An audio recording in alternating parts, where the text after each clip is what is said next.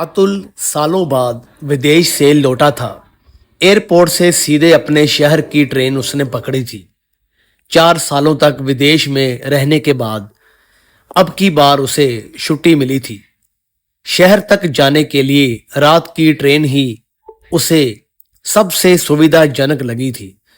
AC apartment में खुद को सहज महसूस करने के बाद उसने यादों को टटोला। शहर की कचौरियां, नमकीन, मिठाई उसे याद आ गई। मुंह में पानी आ गया। विदेशों में ऐसा स्वाद कहाँ था, बल्कि वहां तो ये व्यंजन देखने को भी नसीब नहीं होते थे। भूले बिसरे अच्छे बुरे रिश्तेदार, मित्र भी उसे याद आ रहे थे। बड़े दिनों बाद उनसे वह मिलेगा। सुबह जब ट्रेन स्टेशन पर पहुंचने लगी तो मां का चेहरा उसे सबसे ज्यादा याद आने लगा। छोटा भाई स्टेशन पर लेने पहुंच गया था। दोनों के बीच रास्ते भर बातों का आदान प्रदान हुआ। घर पर मां प्रतीक्षा कर रही थी। बड़े बेटे को देखकर आंखों की चमक चौगुनी हो गई। मां ने उसके नहाने धोने के बाद आराम करने को कहा। अतुल थका हुआ भी था, सो जल्दी ही नींद आ गई। बच्चों के शोर से नींद खुली तो दोपहर हो चली थी। दोनों बच्चे बड़े प्यार से ताऊ जी से मिले। थोड़ी बहुत चॉकलेट्स जो वो लाया था उनमें बांट दी। दोपहर के लंच के दौरान कई किस्से आदान प्रदान हुए।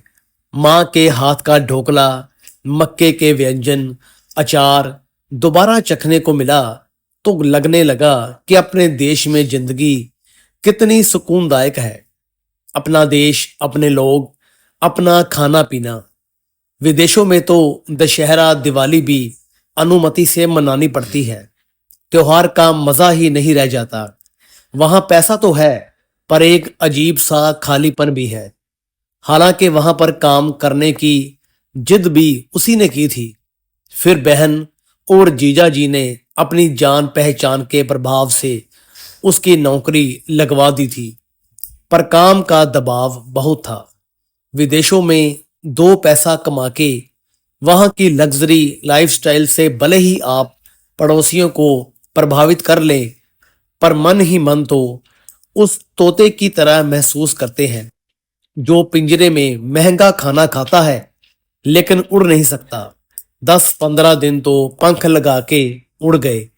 बच्चों के साथ वॉकिंग पर जाना, रिश्तेदारों से मिलना, अपने पुराने सहकर्मियों से मुलाकात, कुछ लाइफ इंश्योरेंस के काम। भाई का घर और उसका घर एक ही बिल्डिंग में थे।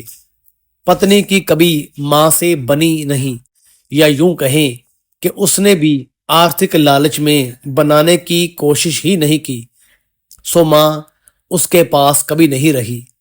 वही अपने बीवी बच्चों समेत त्योहारों पर छोटे भाई के घर आ जाता था। मां के कुछ छुटपुट खर्चों के अलावा समस्त खर्चे, रिश्तेदारों से लेन देन सब छोटे के माथे थे। बाई की बीवी नौकरी पेशा थी, घर दफ्तर दोनों संभालती थी। कामकाजी होने के बावजूद भी उसने घर में सामंजस्य रखा हुआ था। अतुल की मां की सहनशीलता व कार्यशैली को इसका जिम्मेदार मानता था। मां बहू को कुछ कहती ही नहीं थी, आगे बढ़कर काम कर देती थी। भाइयों के रहते हुए भी घर गृहस्थी में अनेक काम होते हैं। मां सभी को साथ लेती थी। गेहूं बीनना, अचार बनाना, बढ़िया व चिप्स डालना, यह सारे काम कहाँ बहू से होते। वह तो ठहरी कामकाजी महिला। उस दिन तो हद ही हो गई। बहू की जोरों की आवाज उसके कानों में पड़ी। वह सुबह बच्चों के टिफिन में ब्रेड पकोड़ा देना चाह रही थी और घर में ब्रेड नहीं थी। उसने मां को कहा कि वह मार्केट में ही थी, बता देती तो लेती आती। इतना सुनना था कि अतुल को गुस्सा आ गया। इतना शोषण, बेचारी विधवा बेसहारा मां का ये हश्र। अतुल मां को अपने कमरे में ले आया। उसने मां से कहना शुरू किया कि बहू उनसे नौकरानी की तरह ट्रीट करती है, उनका शोषण सा हो रहा है। भाई भी कुछ नहीं कहता, पर माँ ने उसे चुप करा दिया। खैर, जाने का वक्त भी आ गया। बड़े गले से उसने माँ से विदा ली। लग रहा था मानो माँ को जुल्म सहने के लिए छोड़कर जा रहा हो। माँ ने उसकी मनोस्थिति भांप ली। वो बोली कि वह उसकी चिंता न करे, वह छोटे बेटे के साथ खुश है। बहू उसकी अपनी ही है और उसमें तथा अपने बेटे में वे कोई फर्क नहीं समझती है। अतुल ने हैरानी से माँ की तरफ देखा। उनकी आंखों में दृढ़ निश्चय था। कामकाजी होने के बावजूद बहू ने कभी भी स्वयं को घर से अलग नहीं समझा था। उनकी भावनाओं और जरूरतों का हमेशा ख्याल रखा और उसे माँ का दर्जा दिया। थोड़े बहुत झगड़े या मत विभिन्न तो हर घर में होते हैं। घर के काम तो वह स्वयं टाइम पास करने के लिए और फिट रहने के लिए खुद ही करती है। छोटी बहू ने स्वार्थ नहीं, हमेशा घर का हित देखा। अगर हम बहुओं में कमी और उनके काम में मीन मेख निकालकर उन्हें अलग मानते रहेंगे तो परिवार में एकता कैसे बनेगी? परिवार में सामंजस्य नहीं होगा तो काम सधेंगे कैसे?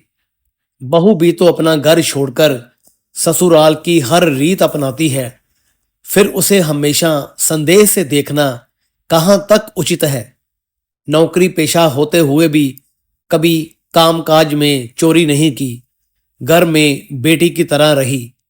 देरी हो रही थी अतुल को जाने के लिए।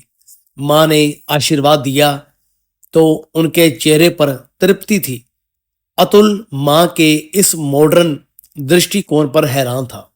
तो दोस्तों, कैसी लगी आपको ये कहानी?